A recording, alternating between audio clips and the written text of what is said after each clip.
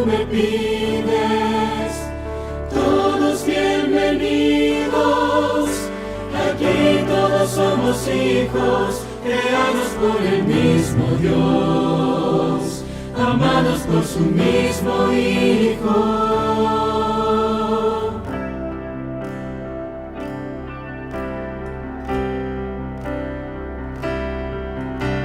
Después de 6 días, después de crear la vida, al ver que todo estaba bien, al ver que todo estaba bien, no hiciste un templo de piedra, no fundaste una iglesia para adorarte, oh Dios, para adorarte, oh Dios, sino que el primer templo que creaste en el Edén fue el séptimo día, donde todos te pueden encontrar. Entro en tu templo, santuario en el tiempo, quiero adorar como tú deseas, quiero servir como tú me pides. Todos bienvenidos, aquí todos somos hijos, creados por el mismo Dios, amados por su mismo Hijo.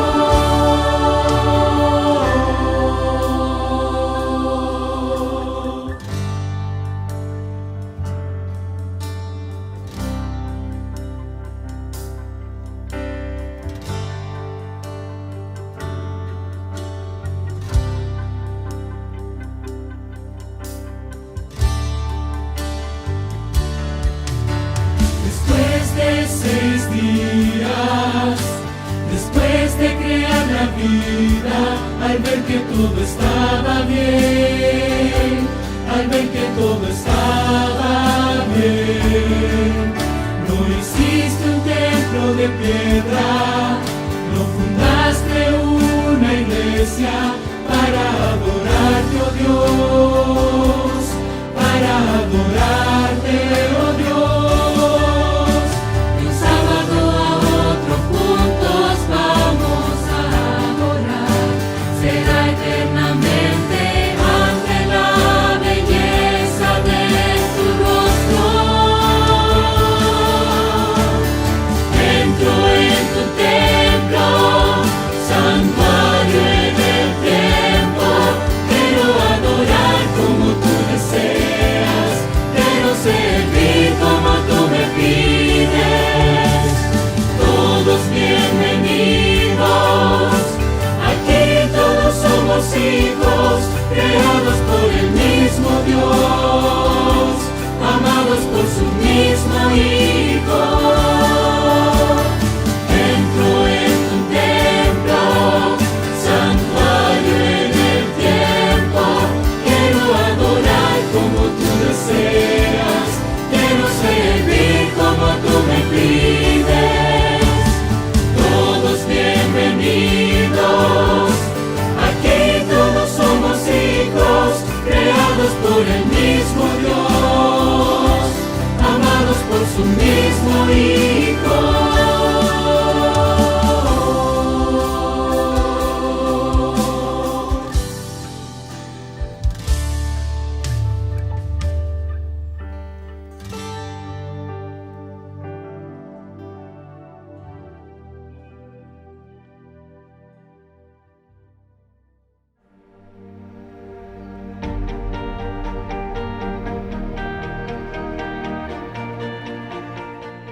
Este video es patrocinado por Yadpa, donde cada libro es un mundo nuevo.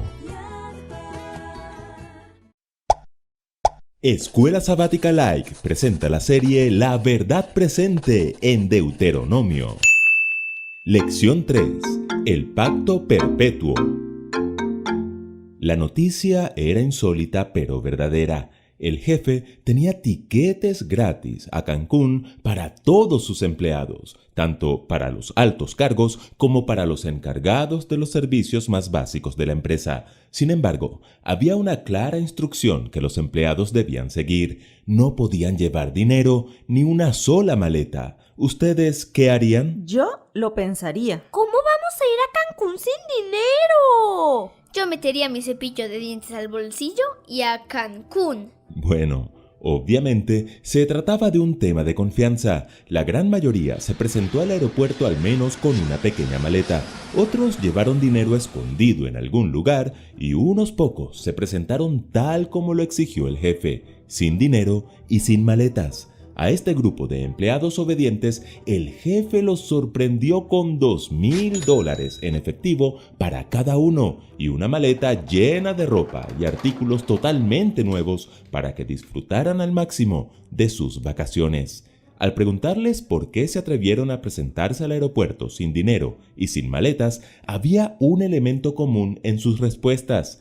Conocían al jefe a tal punto que estaban seguros de que él les iba a proveer. Eso se llama fe. ¿Y qué pasó con los que no tuvieron fe? ¿Viajaron o los devolvieron para la casa? Los devolvieron para la casa, pero el jefe les dio la oportunidad de volver sin dinero y sin maletas. Este episodio ilustra de alguna manera la relación entre gracia, obediencia y fe. La gracia, en este caso, son los tiquetes gratis ofrecidos por el jefe a todos sus empleados. Pero, ojo, aunque eran gratis, se requería obediencia para poder viajar, pues el jefe esperaba una respuesta positiva de los empleados a sus requerimientos, y esa obediencia solo era posible a través de la fe. Por eso solo los que confiaron en el jefe fueron los beneficiarios de su gracia. La gracia, la obediencia y la fe son los fundamentos del pacto de Dios con su pueblo, y el libro de Deuteronomio se conoce como el libro del pacto. Así que para entenderlo y disfrutarlo, debemos comprender primero que la salvación es solo por la fe, concedida por la gracia, y como resultado, la persona manifiesta obediencia a las estipulaciones del pacto. Por eso la pregunta de esta semana es: ¿dónde vemos la gracia, la obediencia y la fe en Deuteronomio, el libro del pacto? En primer lugar, en la obra de Dios. Como recordarán, Moisés inicia el libro de Deuteronomio recordándole al pueblo todo lo que Dios había hecho por ellos, y luego les dice enfáticamente: Tus ojos vieron todo lo que Jehová vuestro Dios ha hecho. ¿Por qué creen que Moisés hizo tanto énfasis en la obra de Dios en favor de su pueblo? Para que recordaran que es un Dios de amor. Que estaba derramando sobre ellos su gracia. Correcto, el mensaje era claro. El pacto de Dios con ustedes es un pacto de gracia. Dios salvó a Israel no porque hayan hecho algo para merecerlo. Todo lo contrario, eran un pueblo indigno y rebelde. Israel fue salvo por la gracia de Dios. Y después de recordarles la gracia, entonces les recuerda el pacto. Y él os anunció su pacto, el cual os mandó poner por obra los 10 mandamientos y los escribió en 2 tablas de piedra. ¿Lo notan? Su definición del pacto es breve y sencilla: guardar los 10 mandamientos. Esta es la parte humana del pacto. La parte divina estaba decidida desde antes de la creación de nuestro mundo. Jesús se ofreció a morir por el pecador, y eso se llama gracia. Moisés está en Moab, a punto de recordarles los 10 mandamientos dados 40 años atrás en Sinaí. Pero antes de hacerlo, Moisés busca un compromiso personal. El pacto había sido hecho con los padres, Abraham, Isaac y Jacob, pero ahora el pacto lo hacía con ellos, con cada uno de ellos en particular, pues el pacto es un asunto personal entre Dios y cada uno de nosotros, pues también hemos sido beneficiarios de su gracia. En segundo lugar, en la naturaleza de Israel. ¿Por qué el jefe decidió darles una segunda oportunidad a los desobedientes? ¿Acaso las instrucciones no habían sido claras? Habían sido bastante claras. Pero somos desconfiados por naturaleza. Ahí está el detalle, en la naturaleza humana. Solemos criticar y criticar a los pobres israelitas y a veces no nos damos cuenta de que no somos muy distintos a ellos. Somos rebeldes por naturaleza.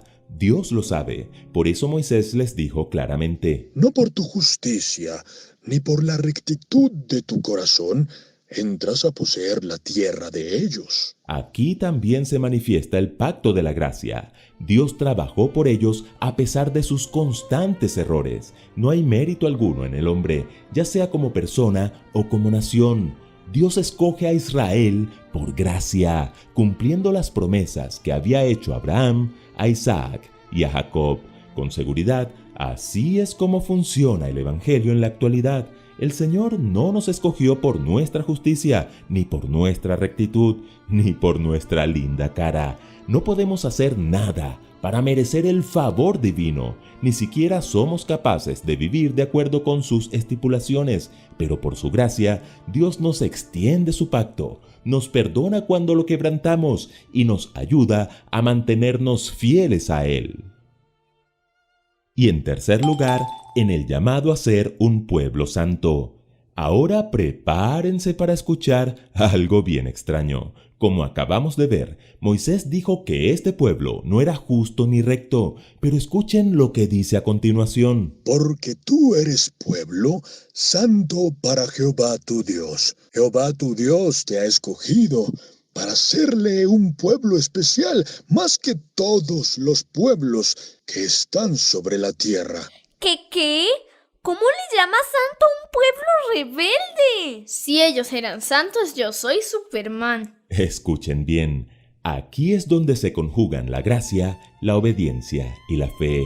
La palabra hebrea kadosh, aquí traducida como santo, significa ser apartado, es decir, ser diferente, especial, único. Ser santo no se refiere a una cualidad estática, a ser perfecto e impecable, ni a ser un santo con aureola y alas.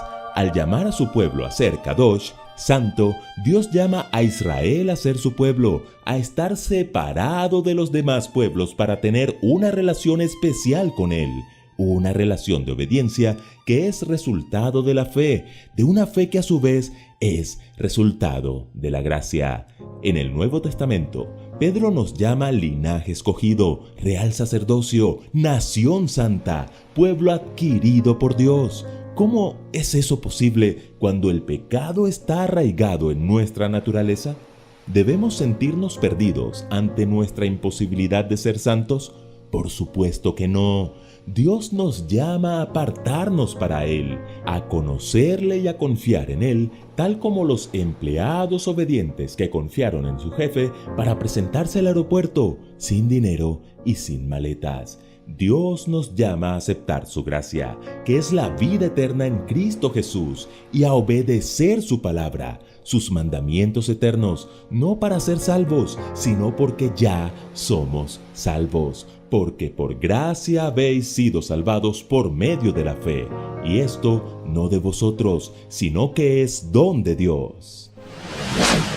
Escuela Sabática Like les invita a seguir estudiando juntos la nueva serie La Verdad Presente en Deuteronomio. Complementa estos estudios con el libro Dios en 10 Promesas de Pedro Torres. Adquiérelo en tu librería Yatpa más cercana. Suscríbete y comparte. Recuerden que juntos podemos crecer más. Muy buenos días, apreciados. Dios les bendiga. Un feliz sábado para nuestros hermanos, nuestros amigos que en esta hora entonces comparten con nosotros este interesante, importante congreso de Cristología y Soteriología. En esta oportunidad compartirá con nosotros el doctor y pastor Carlos Olivares desde la Universidad Adventista del Brasil, con un interesante tema hablando acerca de la divinidad y la naturaleza de nuestro Señor Jesucristo. Pero vamos primero a tener una palabra de oración.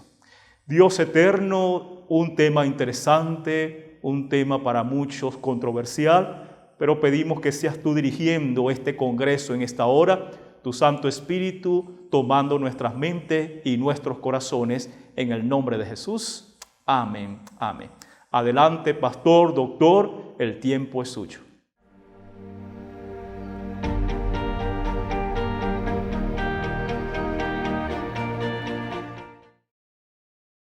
Saludos a los hermanos de Venezuela, es una alegría, es un privilegio poder estar con ustedes a la distancia. Aquí saludos desde Brasil, de Sao Paulo, desde la Universidad Adventista de Sao Paulo, donde tengo el privilegio también de ser profesor acá en esta casa de estudios en la Facultad de Teología. Y es una alegría también poder reencontrarme con los hermanos de Venezuela. Hace mucho tiempo, cuando yo era joven, tuve la oportunidad de predicar en un encuentro de conquistadores y fue un evento fantástico, y la verdad es que conocer a los hermanos de Venezuela fue una alegría y fue algo que me marcó en mi ministerio y en mi vida, y todavía me recuerdo de aquel momento tan lindo. Hoy tenemos la oportunidad de poder estudiar acerca de un tema interesante y que también es un desafío y que tiene que ver con la divinidad de Jesucristo, su naturaleza divina. Y para hacer eso, yo he dividido esta conversación que voy a tener con ustedes. Digo conversación porque yo los voy a invitar para que ustedes puedan buscar un lápiz, un cuaderno, un lapicero o su Biblia, y puedan ir buscando los textos que yo les voy a mencionar y puedan anotarlos también, para que ustedes los puedan recordar y después puedan estudiarlos en oración privadamente. Y lo que yo voy a hacer va a ser dividir esta presentación en dos partes. La primera tiene que ver con las evidencias que hablan acerca de que Jesús es Dios. Y las he dividido en dos: las evidencias que son directas y las evidencias que son indirectas. Por directas me refiero a aquellas que claramente, sin ningún atisbo de duda, uno las lee y puede encontrar de que los autores del texto bíblico están declarando que Jesucristo es Dios. Y por indirecta es que uno tiene que intentar pensar y usar un poco de lógica para darse cuenta de que Jesucristo está, o él mismo u otros están diciendo que él es Dios. Una segunda parte, lo que vamos a hacer va a ser intentar determinar las evidencias que existen en relación con Dios Padre y Dios Hijo, en el sentido de que, del mismo modo que Dios Padre, por ejemplo, es adorado, Jesús también es adorado, en el sentido de que Dios Padre es preexistente y existe siempre, también Jesucristo, etc. Hacer algunas comparaciones para terminar con el yo soy y de esta manera concluir esta presentación. Así que le invito para que vaya y busque su lapicero, su cuaderno, y abra su Biblia, y vamos a entrar en este campo sagrado de poder estudiar la palabra de Dios y descubrir lo que Dios nos dice acerca de su Hijo Jesucristo. Partamos entonces con las evidencias externas que tienen que ver con la naturaleza de Jesucristo. ¿Qué les parece si dividimos el Antiguo con el Nuevo Testamento? Es decir, muchas veces se dice que todo está presente en el Nuevo, pero no hay nada en el Antiguo que diga que Jesucristo es Dios o que su naturaleza es divina. La verdad es que eso está bastante alejado de la realidad. Y yo los invito para que vayamos a Isaías capítulo 9, verso 6. Isaías 9, 6, los dos textos que vamos a hablar son textos mesiánicos. Es decir, son textos que, desde la perspectiva del Nuevo Testamento, la perspectiva cristiana, son textos que prefiguraban o predecían el surgimiento del Mesías bíblico. Y Isaías 9:6 es uno de ellos. Hay algo interesante acerca de este texto, que algunos quedan hasta petrificados cuando leen este texto, porque dicen, ok, entiendo lo que está diciendo al principio, pero después es un tanto fuerte. Y lo que dice es esto, dice, porque un niño nos es nacido, hijo nos es dado, y el principado sobre su hombro, y se llamará su nombre admirable, consejero, y aquí viene lo importante, Dios fuerte. Está diciendo entonces que la prefiguración del Mesías, aquel que nacería, aquel que sería ese Emmanuel, que después el Nuevo Testamento, ¿cierto?, toma esta imagen del capítulo 7, porque el capítulo 7, 8 y 9 son una unidad dentro del libro de Isaías, y lo llama de Dios fuerte. Y claro, Emmanuel significa Dios con nosotros. Es interesante también mencionar aquello. Pero ese Dios fuerte, Padre eterno, Príncipe de paz. Entonces, me gustaría que usted subrayase estas dos expresiones. Dios fuerte y Padre eterno. Quiere decir entonces que el Mesías es Dios fuerte y es Padre eterno. ¿Cómo puede ser Dios fuerte? Claro, porque su naturaleza es divina. Él es Dios totalmente, completamente. Y es Padre eterno en el sentido de que Él es nuestro creador. Y el Evangelio de Juan, el capítulo 1, nos va a decir que todo fue creado, ¿no? Todo fue creado a través del Logos, a través del Verbo, a través de Cristo. Y en el libro de Colosenses, el capítulo 1 y capítulo 2, nos va a decir la misma cosa, que Jesucristo es el creador y todo lo que fue creado por Él. Y en ese sentido es nuestro Padre, pero es un Padre eterno. Y si es eterno, el único que puede ser eterno es Dios. Y eso es muy importante que usted tenga en mente. Este texto del Antiguo Testamento es un texto, una citación directa del Antiguo Testamento para mostrarnos que Jesucristo es Dios. Un segundo, que también es un texto mesiánico, que también aparece en el Antiguo Testamento, es Miqueas capítulo 5, verso 2. Muchas veces nos olvidamos de este texto, porque siempre lo enfocamos en decir, ok, ¿dónde van a ser el Mesías? Y esto fue lo que aconteció, por ejemplo, en Mateo capítulo 2, ¿no? Cuando los magos llegan desde el oriente y llegan diciendo, ¿dónde está el rey de los judíos?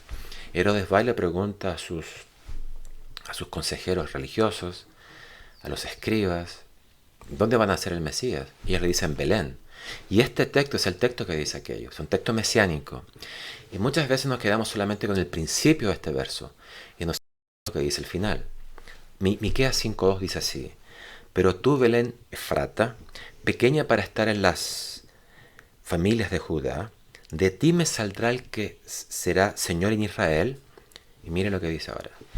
Y sus salidas, la de aquel que nacerá, son desde el principio, desde los días de la eternidad. ¡Wow! Desde el principio, desde los días de la eternidad.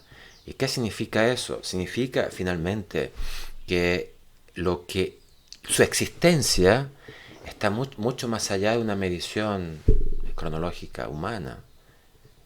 Es como Dios, eterno, es desde el principio, no hay comienzo, no hay final, es eterno.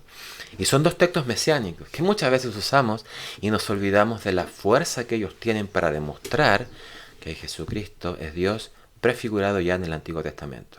Cuando vamos al Nuevo Testamento, la evidencia obviamente es mucho más grande. Tenemos esta evidencia ahora directa que nos habla acerca de que Jesucristo es Dios. Continuamos con las evidencias directas del Antiguo Testamento. Vamos ahora con las evidencias directas del Nuevo Testamento.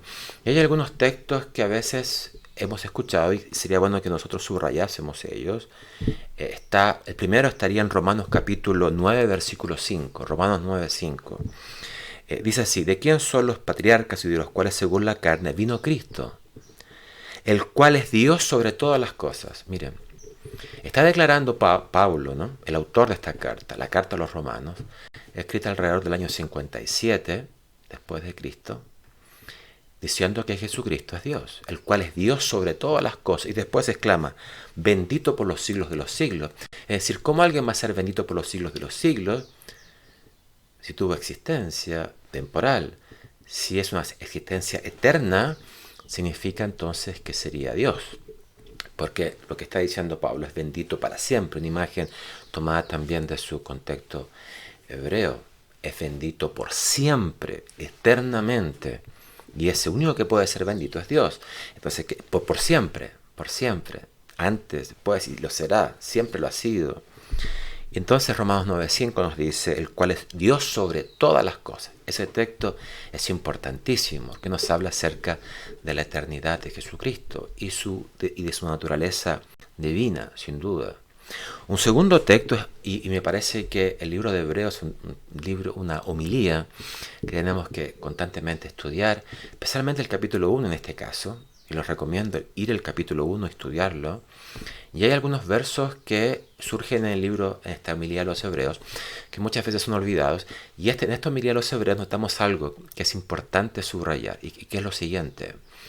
Cuando vamos a Hebreos, vamos a ver que el autor de Hebreos va a usar la Septuaginta o va a usar el Antiguo Testamento para poder apoyar aquello que él está transmitiendo en este sermón, en esta homilética, en esta homilía que él está exponiendo.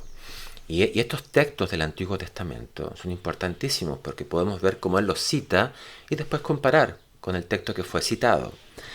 Y uno de ellos es Hebreos capítulo 1, versos 7 y 8. Hebreos capítulo 1, versos 7 y 8. Y Pablo, el autor de Hebreos, lo que va a decir es, ciertamente de los ángeles dice, el que hace a sus ángeles espíritus. Entonces, miren y subraya esto.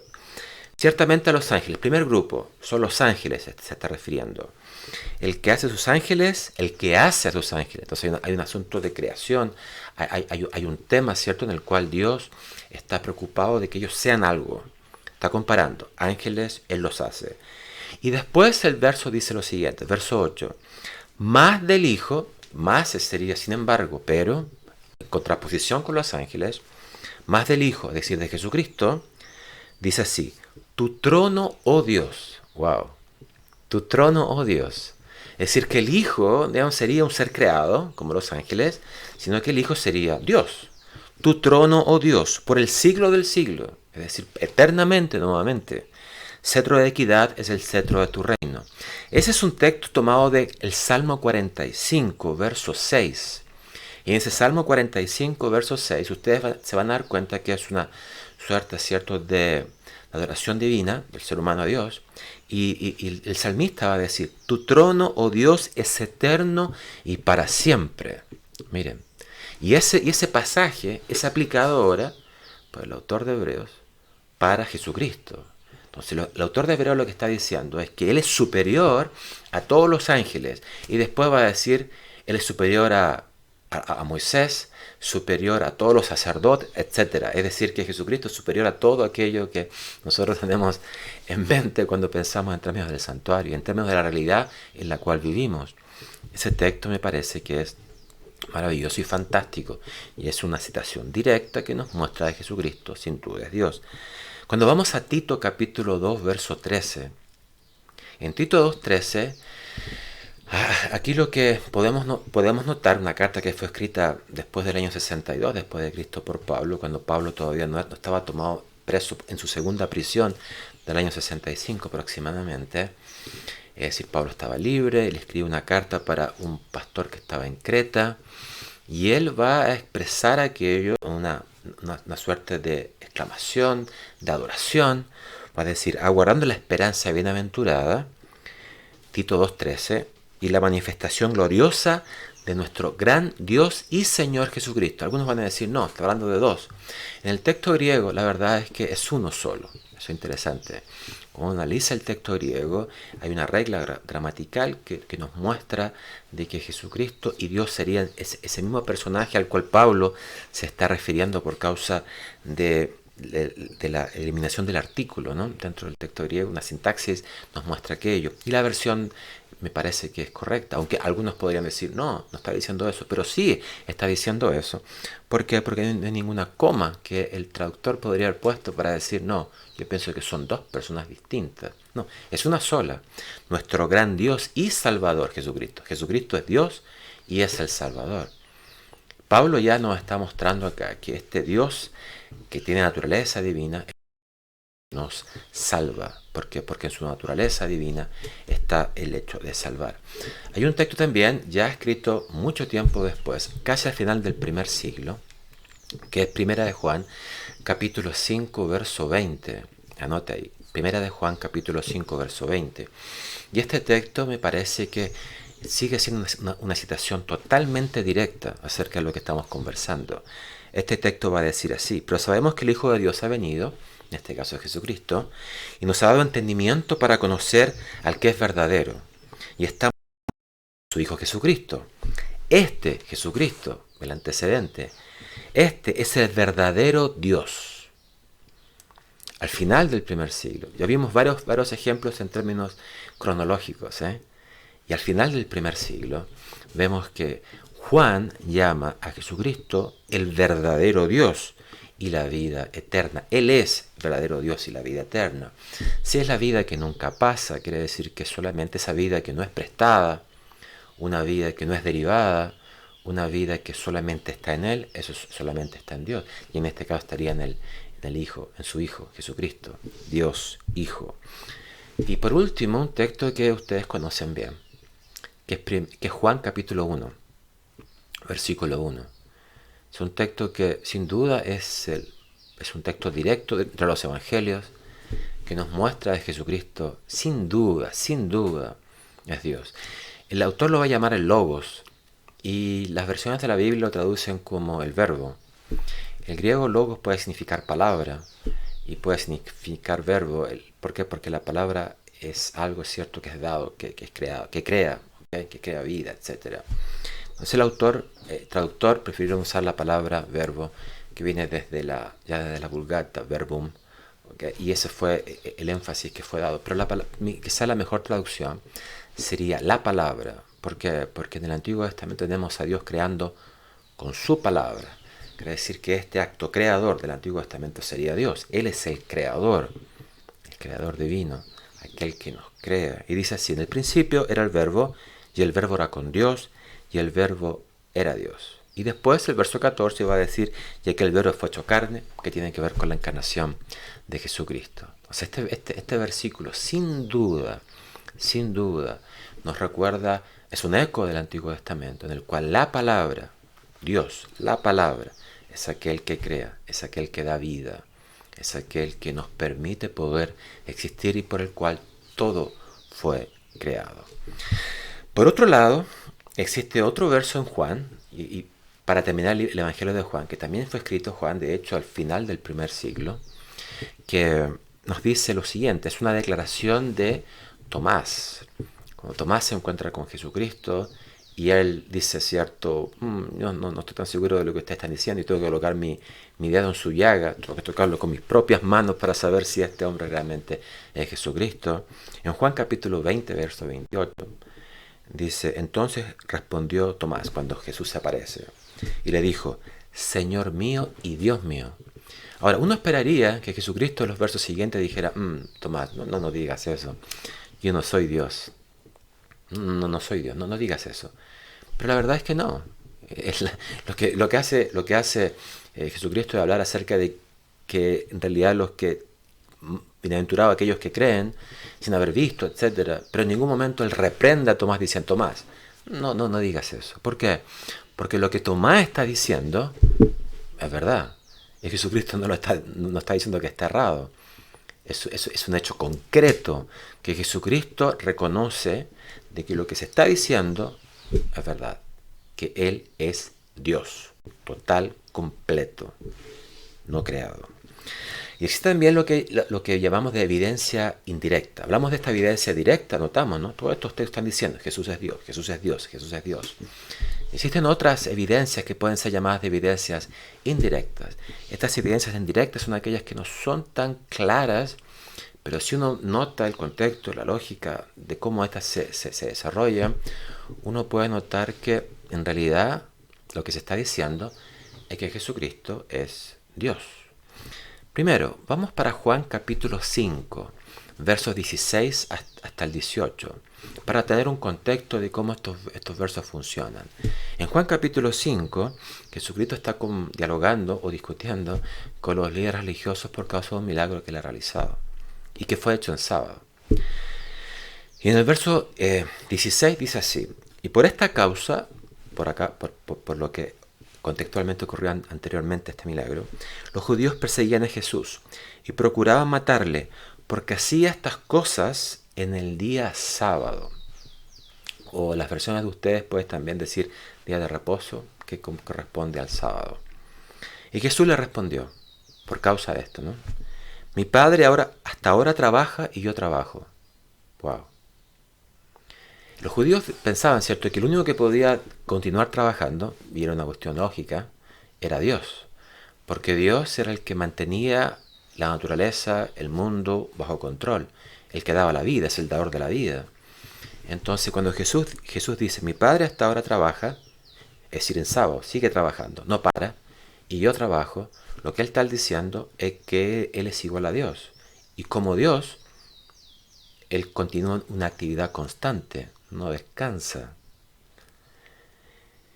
Y eso fue lo que entendieron los judíos, de hecho. ¿Por qué? Porque en el verso 18 dice así, pero por esto los judíos, por lo que había dicho, ¿no?, aún más procuraban matarle, porque no solo quebrantaba el día de reposo, que era el gran problema que ocasionó esta discusión, sino que también decía que Dios era su propio Padre, haciéndose igual a Dios. Subrayes, igual a Dios. Entonces ellos entendieron, dijeron, oye, si Él trabaja, como Dios trabaja, quiere decir que Él es Dios, es igual a Dios.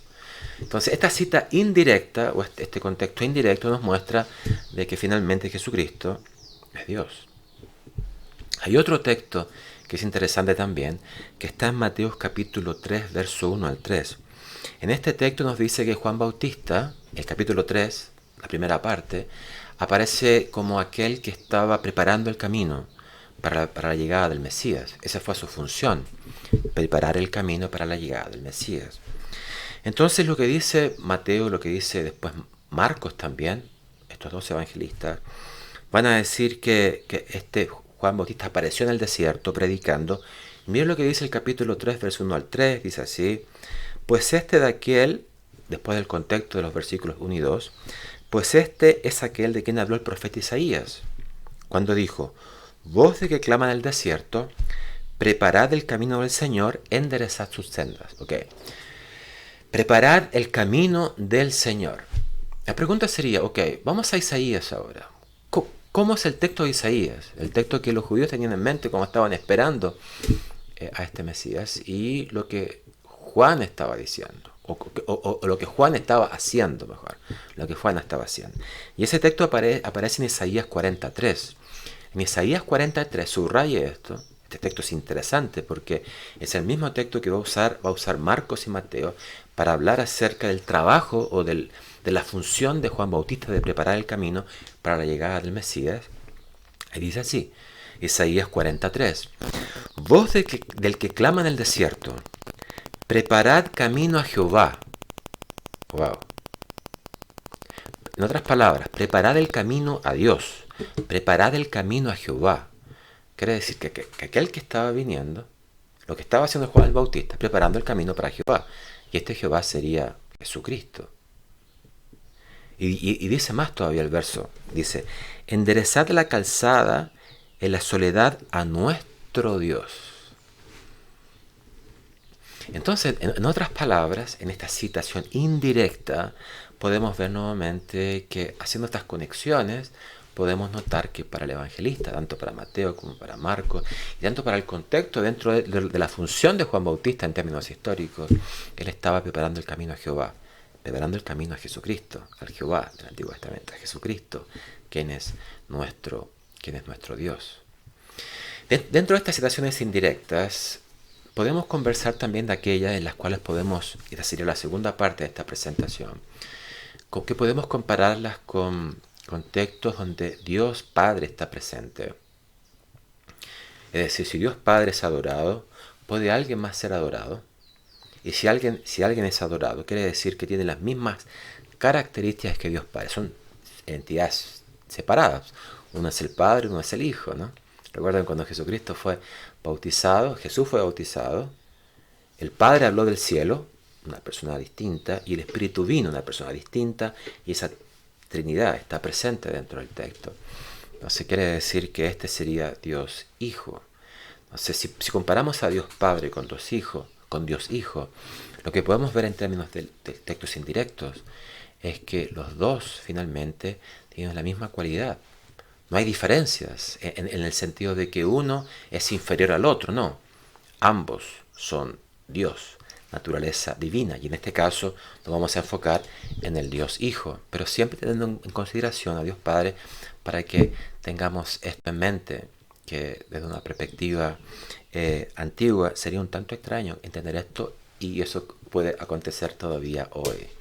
Primero, hablemos de la preexistencia. Hay un texto que es importante que nosotros lo leamos, que algunos pueden decir, oye, no, puede ser que Jesucristo sea Dios, pero quizás es un Dios inferior porque fue un Dios creado. Dios creó a Jesucristo y dijo, adórenlo todos, ¿no? Alguien podría, y hay gente que dice eso de hecho, es algo muy antiguo de paso, que ya comenzó en el siglo III aproximadamente, estas ideas de un Dios inferior, pero es un Dios diferente, un Dios creado por el Dios Padre. Pero mire lo que dice, pensemos en esta preexistencia, el único que puede existir completamente, eternamente es Dios. Vimos algunos textos anteriores, vamos a anotar a otros ahora. Pero ese texto que muchas veces usan, está fuera de contexto. Miren lo que dice Isaías 43:10. Isaías 43:10 lo que va a decir lo siguiente. Vosotros sois mis testigos. O sea, hay algunos que a veces golpean nuestras puertas y dicen que son testigos. Este texto tiene que ver con aquello. Vosotros sois mis testigos, dice Jehová, y mi siervo que yo escogí, para que conozcáis y creáis, y entendáis que yo mismo soy. Y presta atención a lo que viene ahora, subraya esto. Antes de mí no fue formado Dios, ni lo será después de mí. Entonces Jesús no puede ser un Dios inferior o un Dios que fue creado por Dios. Porque Dios está diciendo que antes de Él no fue creado Dios y no va a ser creado ningún otro Dios. No hay Dios ni antes ni hay Dios después. Sí, importante eso. Subrayar. Si alguien es preexistente, es porque esa preexistencia es divina. Es divina. En eso, van conmigo para Juan capítulo 3, verso 13. En Juan capítulo 3, verso 13, dice así, una citación indirecta que podemos conectar en términos de esa preexistencia divina. Nadie subió al cielo, sino el que descendió del cielo, el Hijo del Hombre. Y claro, tiene lógica. Nadie ha subido al cielo, sino el que que alguien descendió al cielo porque él ya estaba antes allá. Él ya estaba antes allá. Había una preexistencia divina detrás. Si vamos a Juan 8:23, dice, y les dijo Jesús, vosotros sois de abajo, yo soy de arriba. Vosotros sois de este mundo, yo no soy de este mundo. Y claro, porque él no es que nació en este mundo, él viene de antes, es alguien distinto. Juan 6:62. Pues, ¿qué? Si veréis al Hijo del Hombre, subir a donde estaba primero. Quiere decir que en todos estos textos vemos una preexistencia de alguien que viene porque antes ya estaba, porque antes ya existía. Y donde queda completamente claro es en Juan capítulo 17, verso 5. Subraye ese pasaje. Juan capítulo 17, verso 5.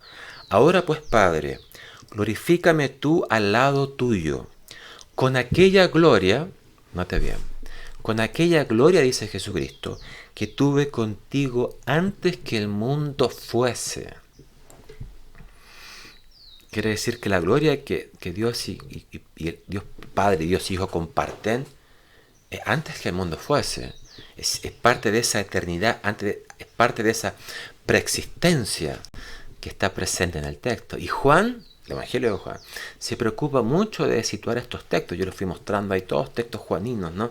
Cómo estos textos van descubriendo y revelando de manera indirecta. Tenemos que pensar bien y tener un espacio lógico para notar que esa gloria que tuvo antes que el mundo fuese es una gloria eterna. Porque como dice Isaías, ningún Dios fue creado antes, ningún Dios fue creado después. Porque no hay dioses, hay un solo Dios. Dios Padre, Dios Hijo, Dios Espíritu Santo. Otro elemento interesante también que tenemos que tener en cuenta es el tema de la adoración. Y cuando vamos a ese pasaje, vamos a pensar en la tentación de Jesucristo. ¿Se recuerdan que el diablo fue y tentó a Jesucristo en el desierto? Antes de comenzar su ministerio, él va a ser tentado 3 veces. Y esa tentación es descrita de diferentes formas. Y el Evangelio de Mateo 4:2 nos dice lo siguiente. Él dice, Satanás le dice, si me adoras te voy a dar todo. Todo lo que tú ves acá, esto va a ser todo para ti. Todo el mundo, todas las posesiones, todo va a ser tuyo. Un camino fácil.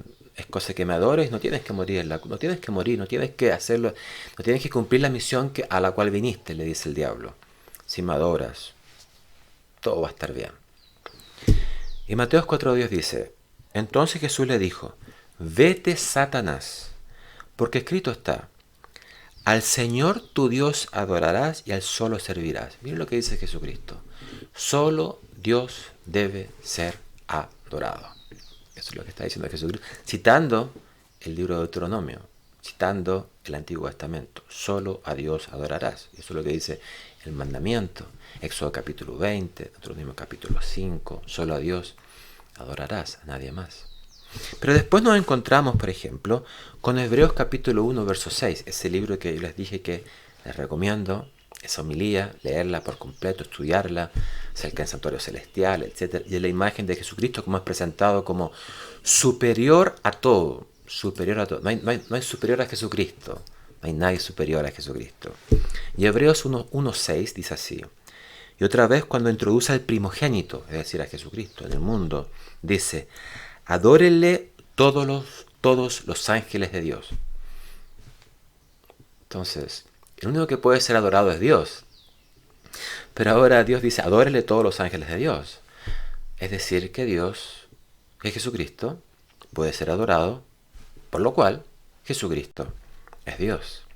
Otro elemento, tal vez una cita indirecta también, que muchas veces pasa desapercibida para muchos, el hecho de perdonar pecados. Cuando Jesucristo estaba aquí en la tierra, y si ustedes se acordarán de esa historia, unos amigos muy ingeniosos, de 4 amigos muy ingeniosos de un paralítico, buscan y quieren visitar a Jesucristo y en la casa en la cual él está, hacen un espacio ahí en el techo, ¿no? Posible por causa de que son casas diferentes a las casas de hoy, hacen un espacio en el techo y lo descienden. Y Jesucristo mira esta escena, según el Evangelio de Marcos, mira esta escena, y él va a decir, hijo, tus pecados son perdonados. Ahora, la reacción de los líderes religiosos es interesante. ¿Por qué? Porque desde la perspectiva bíblica, de la perspectiva del Antiguo Testamento, el único que puede perdonar pecados es Dios. Y eso es lo que van a decir en el capítulo 2, verso 7. Esta habla blasfemia. Eso es blasfemia. ¿Por qué? Porque ¿quién puede perdonar pecados sino solo Dios? Nadie más. Solo Dios. Y Jesucristo, ahí jugando con algunas palabras, ¿no? Finalmente lo que va a decir en el verso 10, está un tanto cómico, ¿no? Él va a decir, pero es para que sepáis que el Hijo del Hombre tiene potestad en la tierra para perdonar pecados. Así que le dice al paralítico, toma tu lecho y ve y anda, está sanado. Es decir, que aquí Jesucristo él mismo está reconociendo que tiene la autoridad divina, que Dios perdona pecados y Jesús también perdona pecados. Por lo cual ambos están en esta misma línea, lo cual demuestra que dentro del estudio de la naturaleza divina de Jesucristo está descrito como Dios. Y por último, prestemos atención a algunos pasajes que son muy lindos, que están en el Evangelio de Juan, que también de hecho están registrados en los Evangelios sinópticos. Cuando digo sinóptico, Marcos, Lucas y Mateo, que es cuando se habla de la expresión yo soy. Y claro, a veces otros pueden decir yo soy. Otros personajes dentro de las historias pueden decir yo soy Carlos, yo soy Felipe, yo soy adventista, yo soy cristiano. Todo bien. Pero hay contextos en los cuales uno escucha y dice, este yo soy es un tanto distinto. ¿Y por qué ese yo soy importante? Porque nuevamente, yendo para el Antiguo Testamento, nos vamos a encontrar con una imagen del Antiguo Testamento, que está en Éxodo capítulo 3, verso 14. Y el contexto tiene que ver con Moisés, encontrándose con Dios, siendo llamado por Dios después de estos 40 años de reflexión que él tuvo después de su periodo en Egipto, ¿no? Cuando él huye de Egipto y él está en el desierto para después ser llamado por Dios para liberar a su pueblo. Él está ahí y él le va a preguntar, Señor, tú me estás enviando a liberar a mi pueblo. ¿Cuál es tu nombre?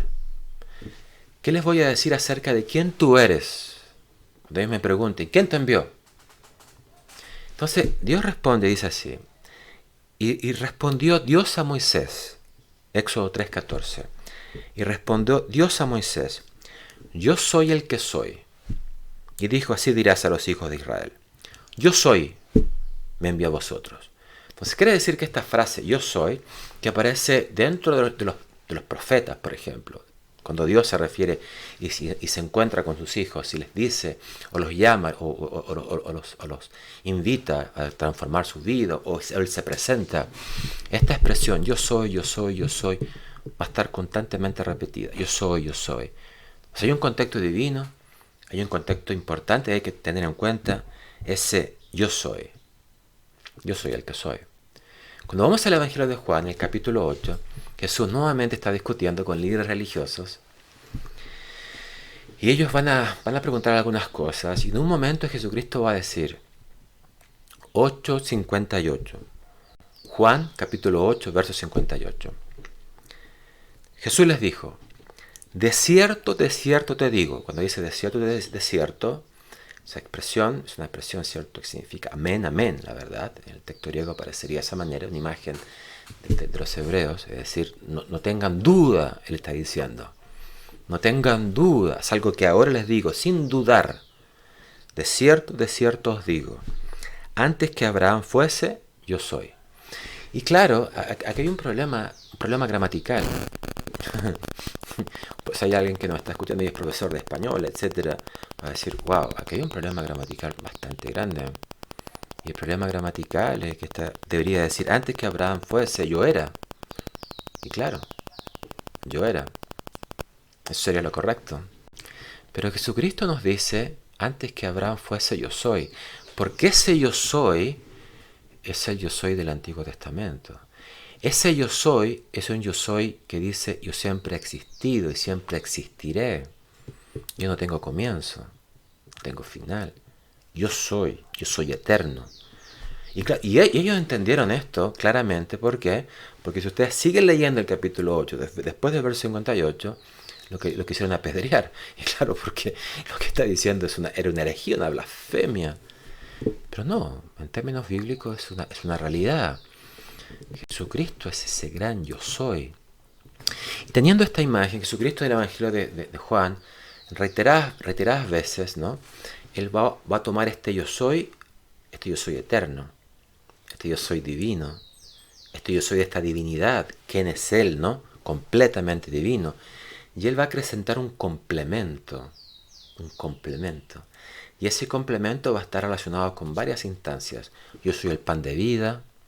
O sea, nadie alimenta más que Dios, que es ese pan que nunca acaba. Yo soy el buen pastor, no hay mejor pastor que el Señor. Yo soy la resurrección de la vida, porque el único que puede dar vida es aquel que tiene vida. Que no es una vida prestada, es vida de Él.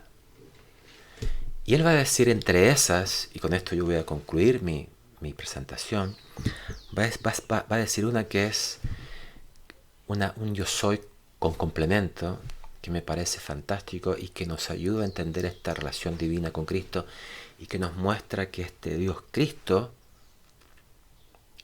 está con nosotros, ahora, en este momento.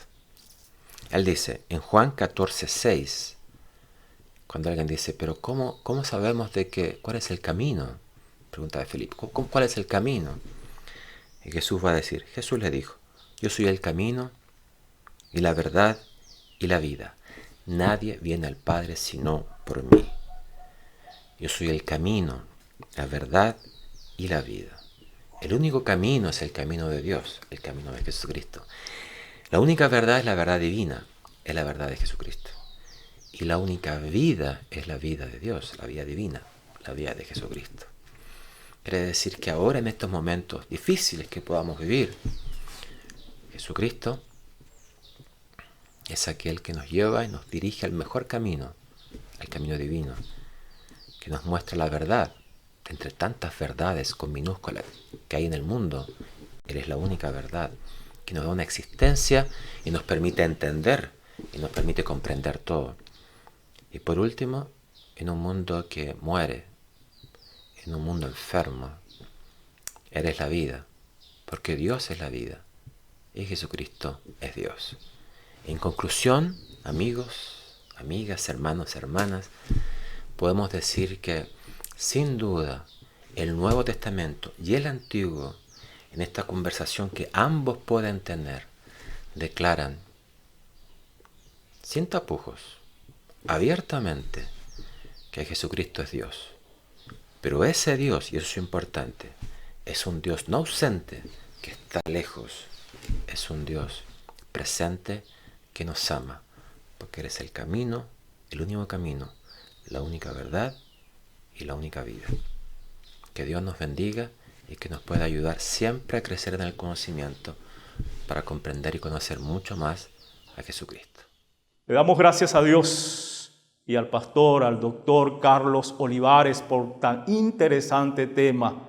Preguntas, dudas, sí, muchas podrán surgir, pero usted las puede compartir por el chat para darle la respuesta entonces en su debido momento. A continuación, el tema trata sobre salvación y expiación por la doctora Paola García desde nuestra Universidad Adventista en Filipinas. Así que le damos gracias a Dios y vamos a orar entonces para que sea Dios dirigiendo no solamente el instrumento en esta hora, sino también nuestras vidas.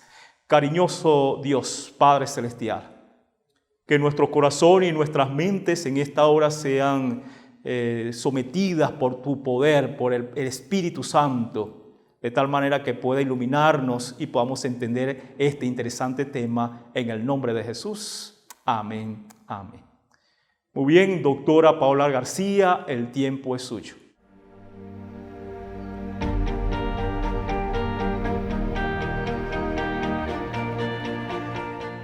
Hola, ¿qué tal amigos y hermanos? Me da muchísimo gusto saludarlos.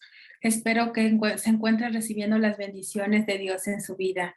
En este momento vamos a hablar de un tema que es importante para todos los cristianos y ha sido importante para la iglesia a través de muchos siglos e incluso ya más de 2 milenios. Vamos a hablar de la persona de Cristo Jesús. Y quiero invitarlos a todos ustedes a que inclinen su rostro y hagan una oración conmigo. Vamos a orar juntos en este momento. Oremos. Amante Padre Celestial, al hablar de la persona de Cristo Jesús, nuestro precioso Salvador, queremos pedirte que solamente su nombre sea exaltado por sobre todas las cosas. Que seas tú el que hables y el que nos deje un mensaje que no solo nos ayude, Señor, a crecer académicamente, sino que nos ayude a crecer en Cristo Jesús y a tener una relación más sólida y significativa contigo. Guárdanos en tu amor. En el nombre de Jesús lo pedimos. Amén.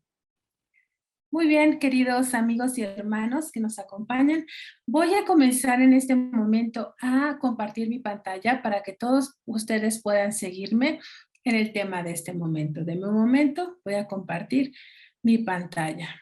Si tienen su Biblia a la mano, quiero invitarlos también a que pues la saquen para que podamos entonces estudiar juntos también la palabra de Dios.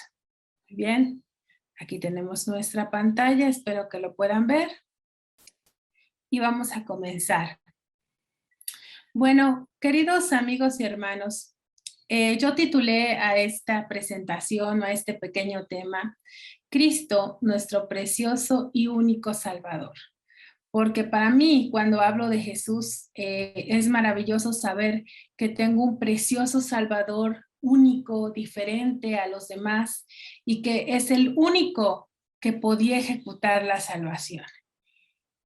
La Biblia describe maravillosamente a nuestro precioso y único Salvador, y si yo les preguntara a todos ustedes si conocen algún versículo que hable de la persona de Jesús, pues seguramente me podrían citar muchos, entre ellos los más conocidos como los de Isaías 56, o me dirían a lo mejor San Juan 3:16.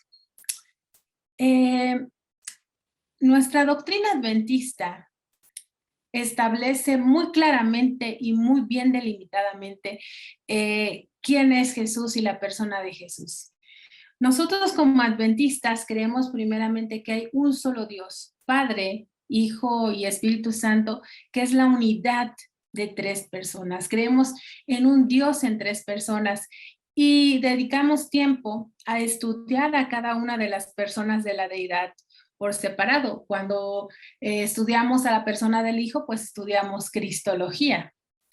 Y sabemos y creemos que Dios es inmortal, es todopoderoso, es omnisapiente, es superior a todos nosotros.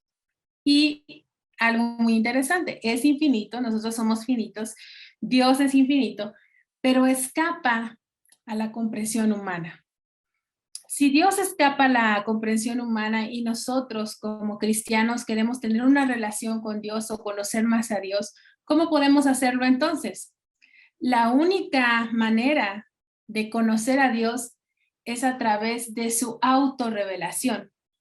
Y hay dos revelaciones de Dios sumamente poderosas que nosotros tenemos al acceso como seres humanos. La primera revelación acerca de Dios que nosotros tenemos es la Biblia, la santa palabra de Dios. Pero tenemos una autorrevelación aún superior, que es esa autorrevelación encarnada, que es la encarnación de Dios, que es Cristo Jesús. A través de la persona de Cristo Jesús es como nosotros podemos conocer a Dios. Aunque muchas cosas escapan a nuestra comprensión humana, la persona de Cristo Jesús nos revela el carácter de Dios. Dios es amor, eso lo creemos nosotros, es digno, es para siempre. Y pues le debemos a Él nuestra adoración, nuestra reverencia y nuestro servicio. Toda la creación misma le debe al Señor reverencia, adoración y servicio. Así que en ese momento vamos a estudiar un poquitito acerca de esa autorrevelación de Dios, que es la persona de Cristo Jesús. Voy a ir a la siguiente diapositiva, espero que puedan verla bien allí. Es Isaías 53, del 4 al 6. Nos describe acerca del ministerio de Jesús, de esa autorrevelación. Nos dice y nos describe de forma maravillosa a nuestro Salvador. Nos dice que Él cargó nuestras enfermedades, soportó nuestros dolores, pero nosotros lo consideramos como herido, por golpeado de Dios y humillado. Él fue traspasado por nuestras rebeliones y molido por nuestras iniquidades. Sobre Él recayó el castigo, precio de nuestra paz. Isaías presenta a Cristo Jesús, a esa autorrevelación de Dios, como el sustituto, porque dice que Él murió en nuestro lugar o tomó el castigo que nosotros merecíamos, que era el precio de nuestra paz. Y gracias a las heridas de Él fuimos sanados. Así que la palabra de Dios presenta en primer lugar a Jesús el Hijo como la persona que tomó nuestro lugar, como aquel que no merecía morir, pero que tomó las cargas y las rebeliones de nosotros.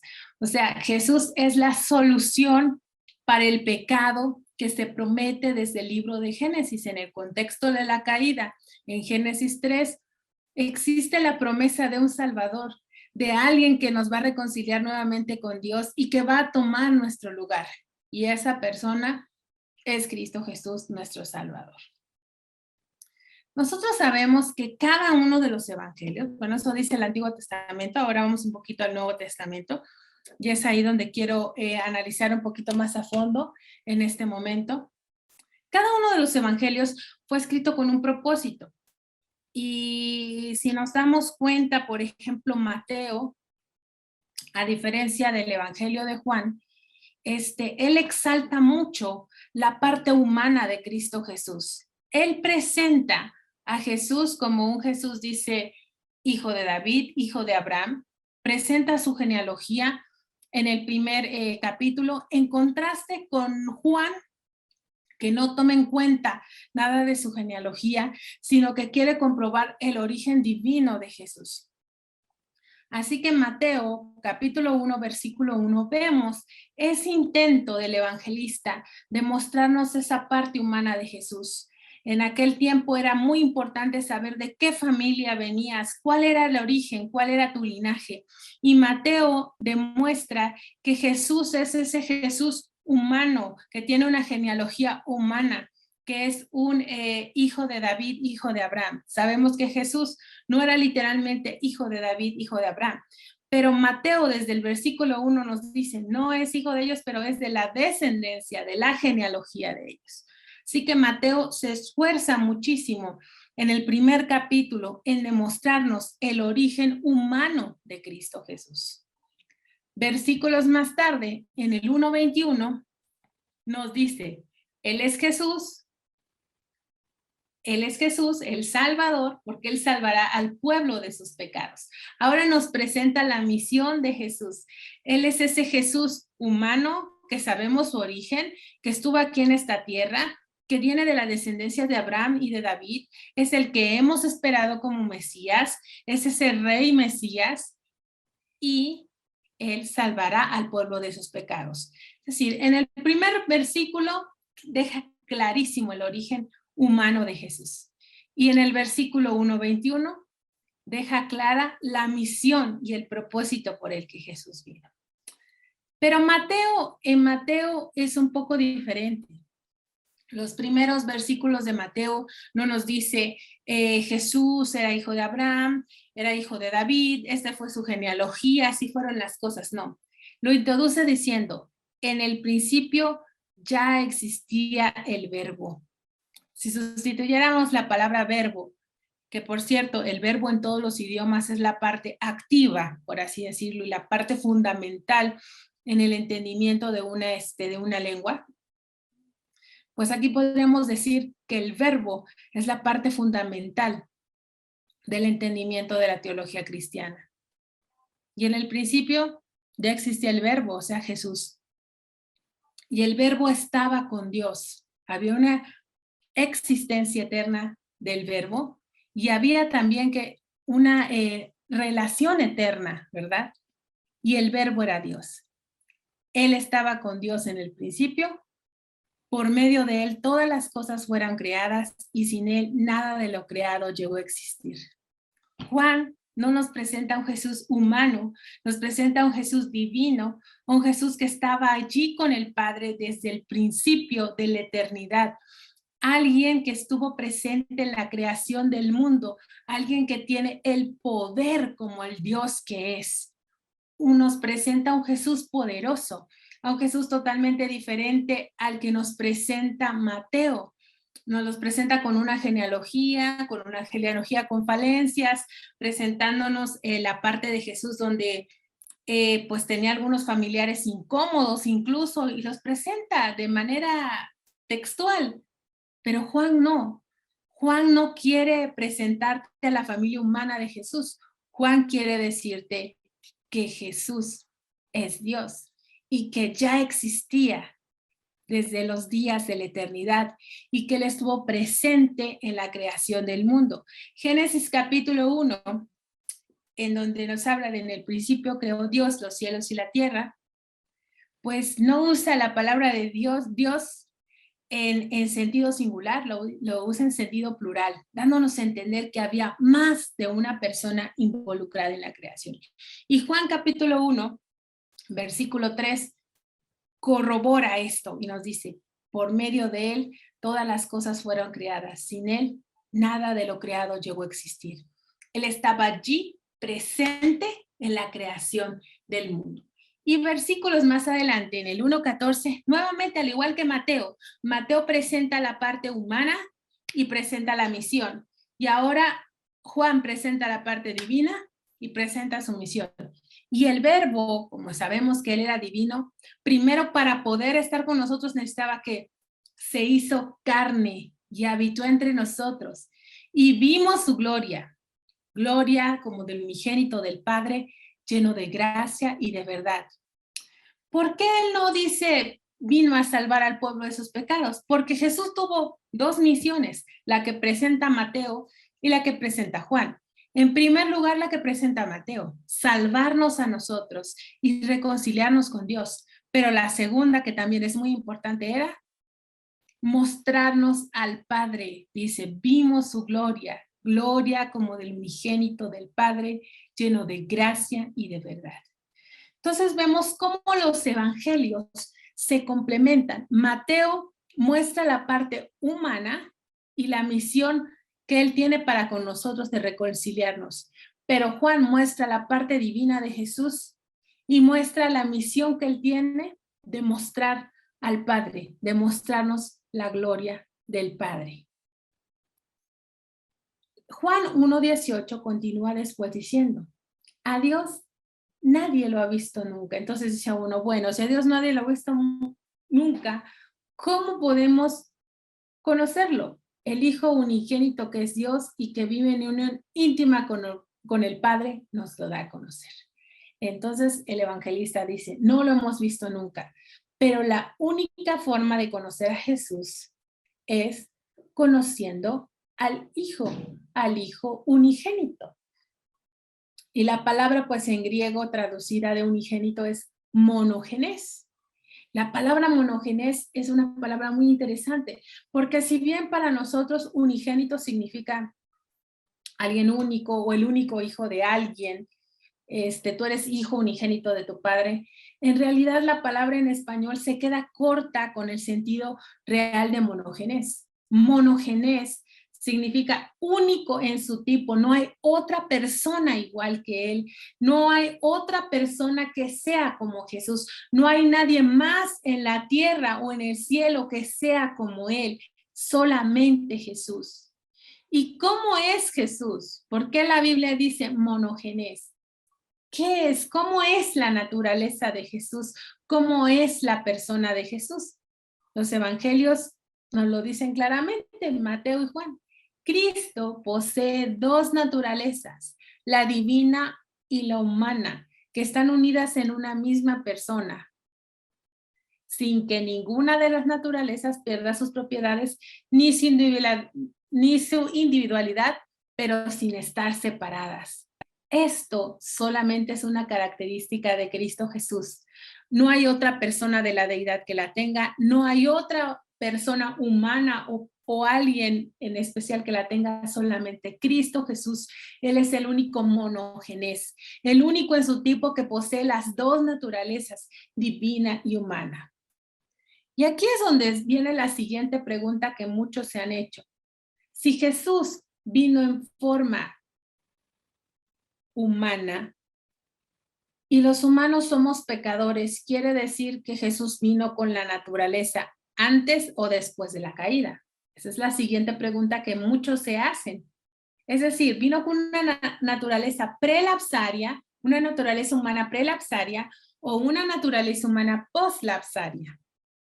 Y al ser Jesús ese segundo Adán, y al ser Jesús el que nos reconcilia y el que viene a tomar ese lugar que Adán, por así decirlo, echó a perder con su caída, Cristo viene a esta tierra con una naturaleza prelapsaria, una naturaleza humana prelapsaria y una naturaleza divina. En él están las dos naturalezas, la humana y la divina. Miren ustedes, esto es en lo que nosotros creemos como adventistas del séptimo día. Dios, el Hijo eterno, se encarnó como Jesucristo. Y es importante entenderlo. Dios, el Hijo eterno, el que ha estado siempre con el Padre. Muchas personas dicen, bueno, ¿ha estado siempre con el Padre o Él fue creado por el Padre? No, no, no. Juan nos dice que Él ha estado desde el principio con el Padre. En el principio era el Verbo y el Verbo era Dios. No dice que el Hijo fue creado por el Padre. Y es ahí donde muchos comienzan a diferir y a tener polémicas al respecto, porque dicen, bueno, si Jesús se llama Hijo y el Padre pues se llama Padre, ¿significa que su nombre implica una subordinación al Padre? No, una funcionalidad diferente. El Padre, es el Hijo, pero no por llamarse Hijo, Él está subordinado al Padre o es menos que el Padre o nació de las manos del Padre o fue creado por Él. No, Él es Dios eterno, siempre, desde el principio. Y como adventistas nosotros creemos en esto, que el Hijo eterno, es decir, que el Dios eterno se encarnó como Jesucristo.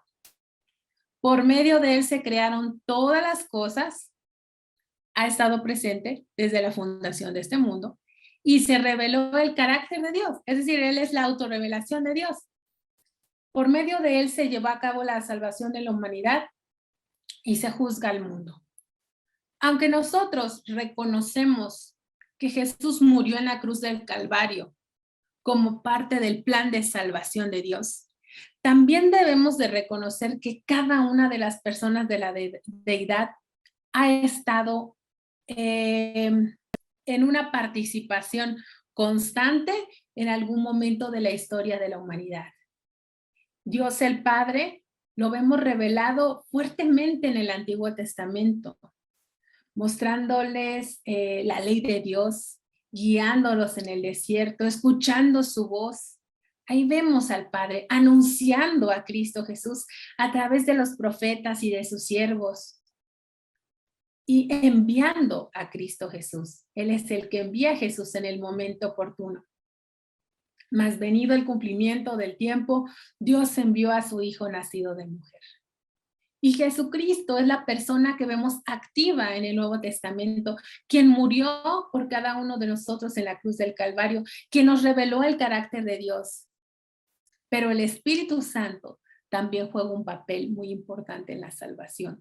Es Él el que nos convence de pecado, el que pone el querer como el hacer por su buena voluntad y el que da el poder para predicar, para ministrar y para sacar a su iglesia adelante hoy en día.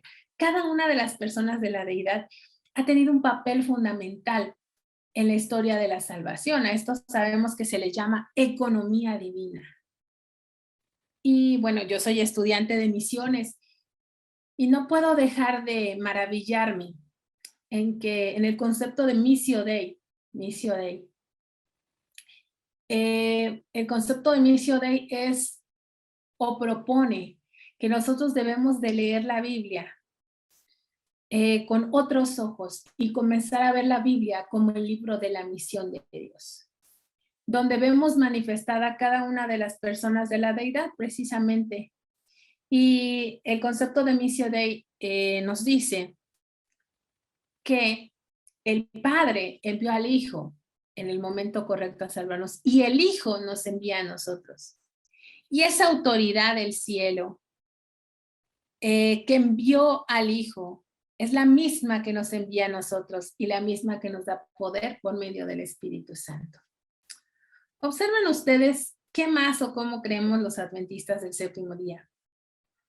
Creemos que aunque es verdadero y eternamente Dios, llegó a ser también verdaderamente humano. Y lo puse ahí con letras rojas de verdadero y verdaderamente humano y divino. Porque muchas teorías a través de los siglos se desarrollaron. Hay quien pensaba que la persona humana de Jesús era solamente un tipo de holograma, no era real, que Jesús a lo mejor no sufrió en la cruz del Calvario o que no vivió como nosotros lo que vivía cada ser humano, sino que solamente era una apariencia, como una clase de holograma o una clase de fantasma que venía a representar a Jesús, pero no. Nosotros creemos que Jesús fue un Jesús real, de carne y hueso como nosotros, que sufrió lo que nosotros sufrimos, que le dio frío, que le dio calor, que le dio hambre, que fue tentado, como lo fuimos nosotros. Sin embargo, muchos que quieren desacreditar el sacrificio de Jesús piensan que esto no fue cierto, que solamente fue algo parcial o algo de apariencia, pero no. Jesús es verdadero y eternamente Dios y llegó también a ser verdaderamente humano. Fue concebido por el Espíritu Santo y nació de la Virgen María. Nació como nace un niño normal, como nace una persona normal, humana, que cuando eres bebé nos recuerdan las cosas. Jesús, como nosotros, poco a poco fue haciendo conciencia.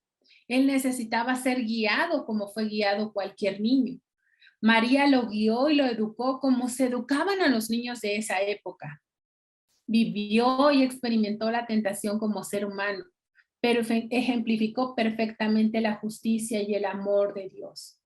Jesús no podría ser nuestro verdadero sustituto y no podría traernos salvación y vida eterna si no hubiera tenido la condición humana igual que nosotros. Él tomó nuestro lugar y al tomar nuestro lugar se humilló a sí mismo, dejando toda la gloria y la potestad del cielo y todo lo que significaba ser divino y rey para meter su divinidad y someterla a la figura de un ser humano para enseñarnos a nosotros un ejemplo de cómo vivir una vida de justicia y amor en Dios. Mediante los milagros, Jesús manifestó el poder de Dios y aquellos dieron testimonios de que era el prometido Mesías de Dios. Sufrió y murió voluntariamente en la cruz. Hay personas que quieren pintar a Cristo Jesús como un Jesús que fue obligado, como un Jesús que no quería morir por nosotros. Sí, es cierto, su parte humana sufría porque él sabía que la cruz era un castigo horrible, pero él murió voluntariamente por amor a todos nosotros en la cruz del Calvario. La Biblia nos dice que al tercer día, y esta es la garantía de garantía para nosotros, Jesús resucitó entre los muertos y ascendió al cielo para ministrar en el santuario celestial a favor de cada uno de nosotros. La obra de Jesús es una obra que continúa, ya no aquí en esta tierra, como el Cordero perfecto que murió con nosotros, ahora en el cielo, ministrando por cada uno de nosotros, siendo nuestro sacerdote. Nosotros creemos que volveremos a ver a Jesús en gloria y majestad. Y en ese momento Él librará definitivamente a su pueblo del pecado y restaurará todas las cosas. Y ojo, que nosotros creemos en que restaurará. Restaurar significa volver a hacer o componer algo que tú ya habías hecho antes. Significa que si creemos que Jesús va a restaurar todas las cosas, creemos también en ese Jesús divino que estuvo desde el principio y desde la fundación del mundo. Cuando lo volvamos a ver en gloria, ya no lo veremos como lo vio la gente del Nuevo Testamento, como un niñito indefenso, como un niñito pequeño, ahí en un pesebre rodeado de animales. No, esta vez Él vendrá como Rey de Reyes y Señor de Señores. Algún día todos nosotros, cuando estemos en el cielo con Jesús, queridos amigos y hermanos, habremos de entregar nuestras coronas en humillación a nuestro único, hermoso y amado Salvador. Es maravilloso pensar y creer que la deidad se jugó el todo por el todo enviando a Jesús, que Jesús se sacrificó por nosotros, se hizo carne por nosotros y sufrió por nosotros para hacer ese sacrificio perfecto y tomar nuestro lugar. Hay un canto conocido de un cantante cristiano. No todos los cantos, siempre todos los cantantes cristianos son buenos, pero hay unas letras que sí son buenas, es como todo. Y ese canto me gusta mucho porque dice, no es como yo. Él es santo y es perfecto, es sublime y es eterno, no hay comparación. Y en esa parte tienes razón, no es como yo, pero sí es como yo. Porque Jesús un día también tomó la forma humana. Se vio como uno de nosotros y lo hizo para darnos ejemplo. Así que no es como yo, pero sí es como yo. Él es monogénez, Él es único. En Él están las dos naturalezas, divina y humana. Y en esta maravillosa persona de Jesús, única, que quizás nuestra mente finita no alcanza a comprender completamente, nosotros tenemos puesta nuestra esperanza de salvación y de vida eterna. Pues me da muchísimo gusto haber estado con ustedes y espero que esta pequeña introducción que hicimos Jesús, de la naturaleza de Jesús, haya sido de inspiración para todos ustedes para seguir aprendiendo sobre este tema. La cristología es un tema maravilloso, profundo y grande. Lo único que yo intenté hacer es decirles con palabras sencillas lo que es Jesús para nosotros, nuestro único perfecto Salvador, humano y divino, monogénez. No es como nosotros, pero sí es como nosotros. Él es nuestro gran Salvador Jesús. Quiero invitarlos a que inclinen su rostro para que hagamos una oración y ojalá que si no nos vemos en esta tierra, Dios nos permita algún día vernos aquel día que demos nuestras coronas en humillación a los pies de Cristo Jesús. Vamos a orar. Nuestro amado y buen Dios, hemos estudiado junto con mis hermanos acerca de la persona de Cristo, el que tú enviaste para salvarnos de todo pecado. Hay muchas cosas, Padre, que no podemos comprender, pero sí entendemos que Jesús es alguien único y diferente. Él es monógenes, diferente a nosotros, no hay otro como Él. Te damos gracias por la salvación por medio de Jesús. Y porque aún tenemos a la persona del Espíritu Santo llamándonos a estudiar más la palabra y aprender más de la persona de Cristo Jesús. Permite que podamos tener una relación contigo significativa, Señor, que nos ayude a parecernos cada día más a Cristo. En el nombre de Jesús, amén. Pues, queridos hermanos y amigos, recuerden que nosotros nos parecemos a lo que contemplamos y quiero invitarlos a todos ustedes que contemplen, estudien y aprendan cada día más de la persona de Cristo Jesús. Dios les bendiga. Interesante tema el que acabamos de escuchar y que nos da la seguridad entonces en Cristo Jesús de que podemos alcanzar la victoria, la salvación gracias a nuestro Señor Jesucristo. Gracias a la doctora por su exposición y a Dios por darnos la oportunidad. Y para terminar con esta parte, les invito a tener una palabra de oración. Señor Jesús, darnos la seguridad de la salvación en esta hora. Disipa cualquier duda de nuestras vidas y aunque somos pecadores, la victoria está asegurada en tu nombre. Muchas gracias en el nombre sagrado de Cristo Jesús. Amén.